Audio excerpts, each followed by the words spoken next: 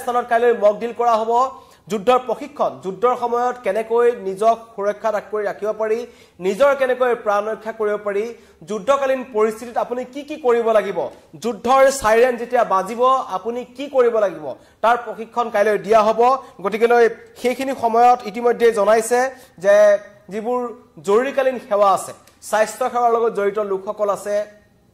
অগ্নি নিৰ্বাপক বাহিনীৰ লগত যিসকল লোক জড়িত হৈ আছে এম্বুলেন্স সেৱা ইউনিটত যিসকল লোক জড়িত হৈ আছে ছাত্ৰ ছাত্ৰীসকলৰ লগত যিসকল লোক জড়িত হৈ আছে এনসিসি কেডাৰ সকলোৱে এই মক ডিলত অংশগ্ৰহণ কৰিব লাগিব ইতিমধ্যে অপাৰেচন অভ্যাস বুলি এটুক নামাকৰণ কৰা হৈছে গতিকেলৈ এটা অত্যন্ত গুৰুত্বপূৰ্ণ দিন কাইলৈৰ দিনটোত সকলোৱে ইতিমধ্যে আপোনালোকে দেখিছে সংবাদ মাধ্যমত যে দেশৰ 244খন জিলাক চিনাক্ত কৰা হৈছে স্পৰ্শকাতৰ হিচাপে য'ত যুদ্ধৰ সময়ত আক্ৰমণ হোৱাৰ সম্ভাৱনা আছে য'ত অসমৰ 12খন জিলা পৰিছে মুঠ অসমৰ 20টা স্থান পৰিছে গতিকেলৈ এই স্থানসমূহত কাইলৈ মক ডিল কৰা হ'ব বিশেষকৈ গুৱাহাটীৰ গণেশগুৰিৰ পাৰ্শ্বৱৰ্তী এলেকাসমূহত কাইলৈ বিয়লি 4 বজাৰ লগে লগে মক ডিলৰ ব্যৱস্থা কৰিছে জিলা প্ৰশাসনে তৎপৰ হৈছে এছডিআৰএফ এনডিআৰএফ বাহিনী আৰু লগতে অগ্নি নিৰ্বাপক বাহিনী থাকিব স্বাস্থ্য সেৱাৰ লগত জড়িত লোকসকল থাকিব এটা কথা হ'ল যে এই যে অপাৰেচন অভ্যাস বুলি অত্যন্ত গুৰুত্বপূৰ্ণ এটা কথা কোৱা হৈছে যুদ্ধৰ যদি সাইৰেন বাজে যেহেতু ভাৰত পাকিস্তানৰ মাজৰ যুদ্ধ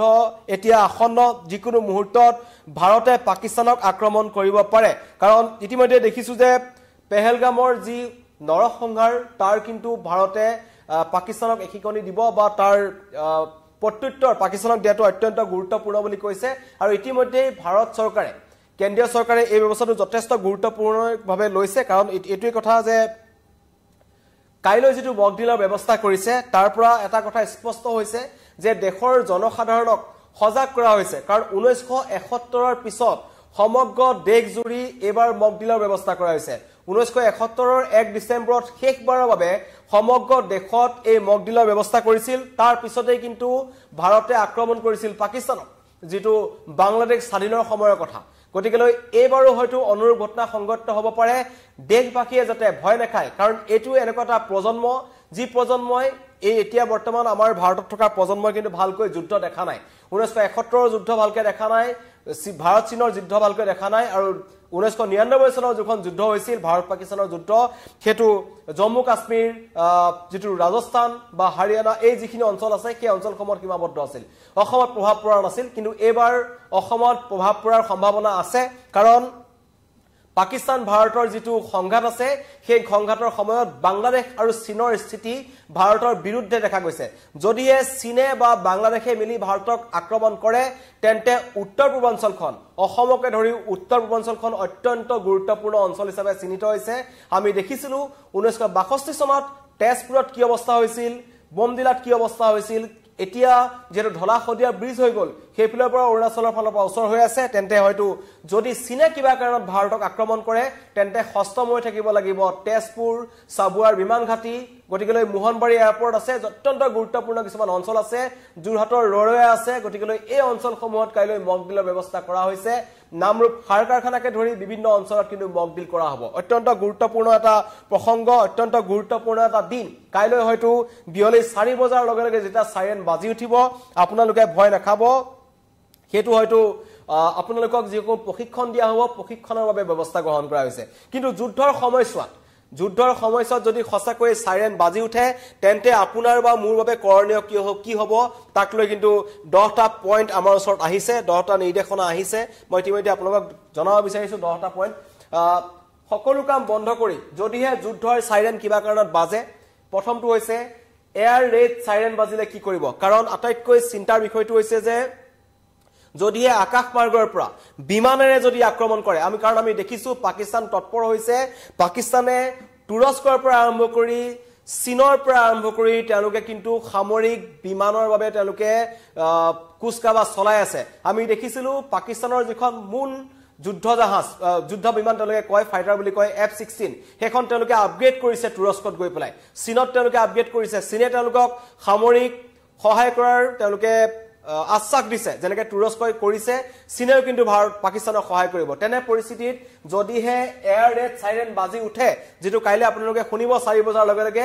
তাৰ পিছৰ পৰ্যায়ত যদি কিবা কাৰণত এয়াৰ ৰেড সাইৰেন বাজি উঠে সকলো কাম বন্ধ কৰি নিৰাপদ স্থানত আশ্ৰয় ল'ব লাগিব জয়ন্ত গোস্বামীয়ে আমাৰ দেখুৱাইছে সমগ্ৰভাৱে যে অসমত বিশেষকৈ গুৱাহাটী বা পাৰ্শ্বৱৰ্তী এলেকাসমূহত আমাৰ ইয়াত বাংকাৰৰ ব্যৱস্থা নাই গতিকে তেনে পৰিস্থিতিত আপোনালোকে যিসমূহ নিৰাপদ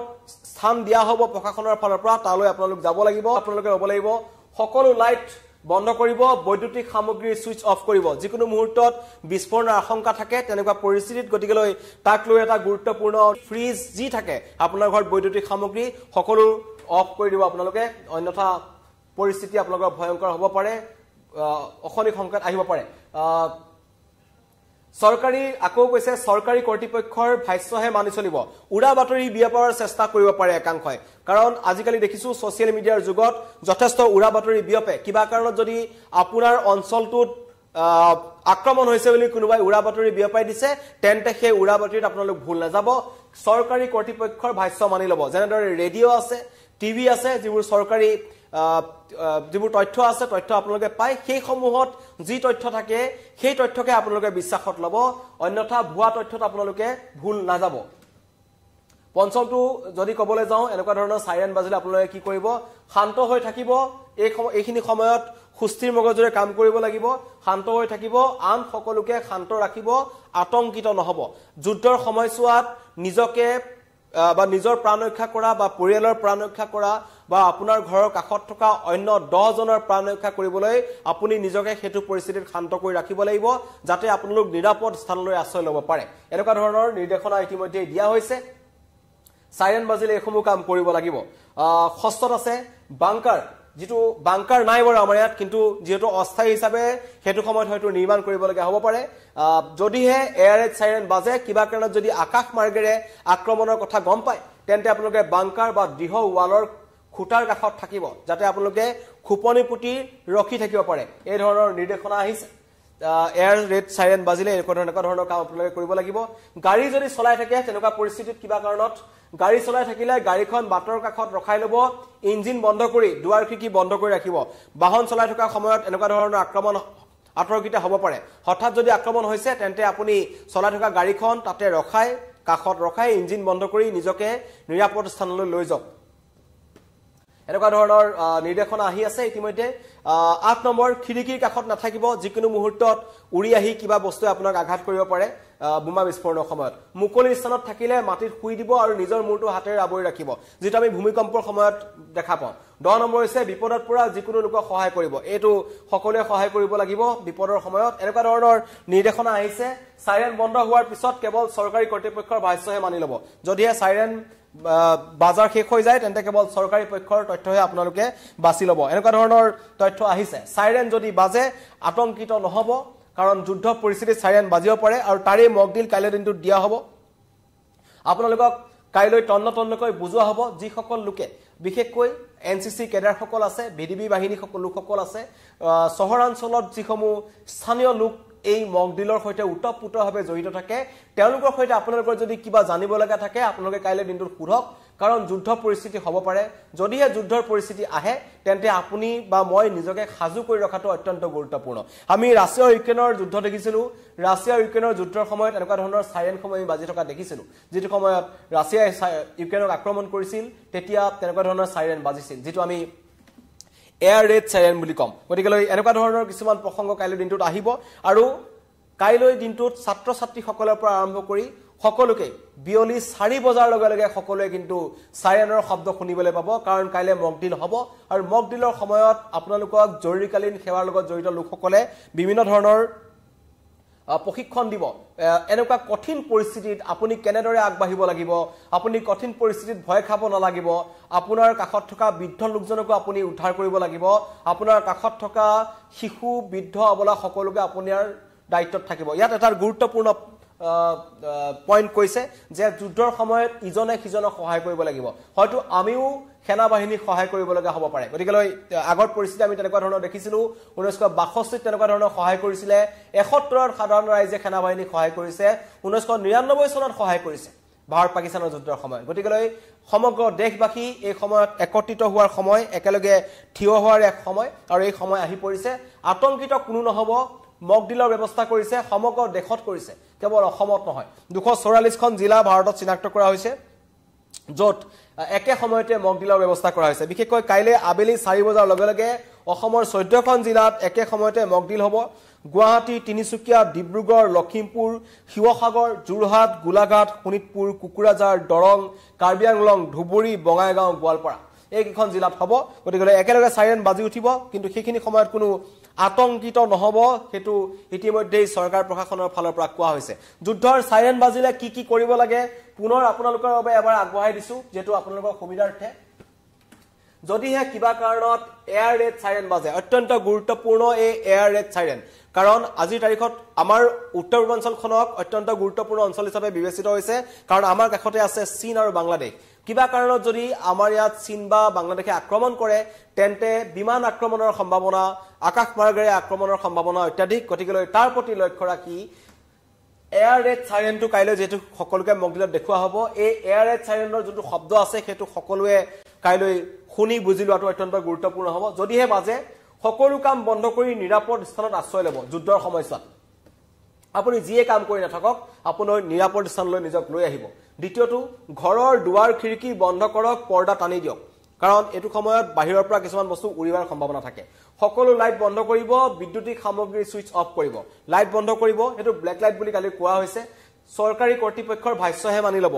উৰা বাতৰিত আপোনালোক ভুল নাযাব তাৰ 5 নম্বৰ পইণ্ট হৈছে শান্ত হৈ থাকিব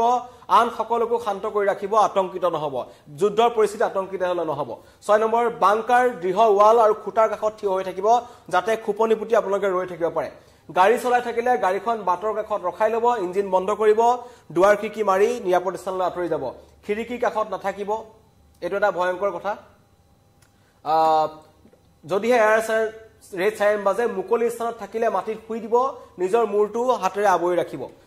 বিপদত পৰা যিকোনো লোকক সহায় কৰক সেইখিনি সময়ত ইজনে সিজনক সহায় কৰাটো অত্যন্ত গুৰুত্বপূৰ্ণ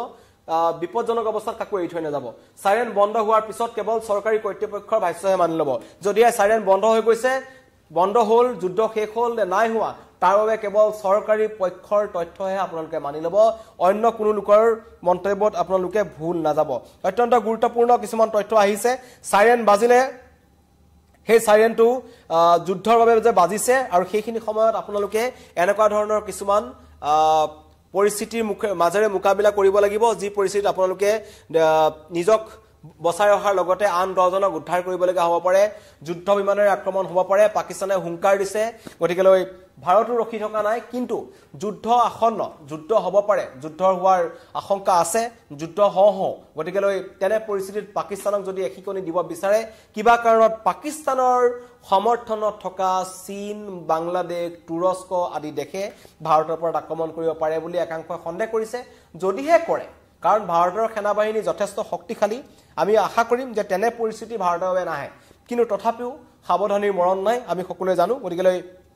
এইখিনি পৰিস্থিতিত আপুনি মই নিজকে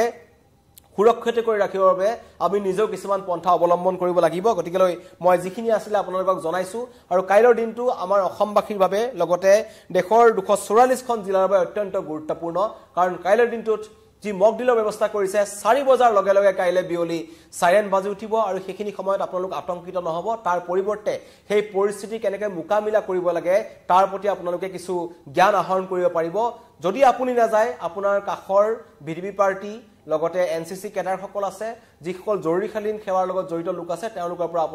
আপোনালোকৰ যদি কিবা জানিব লগা থাকে আপোনালোকে জানিব পাৰে কাইলৈৰ দিনটো অত্যন্ত গুৰুত্বপূৰ্ণ 14খন জিলাত 20টা স্থানত কাইলৈ অসমৰ মক ডিল হ'ব বিয়লি 4 বজাত ধন্যবাদ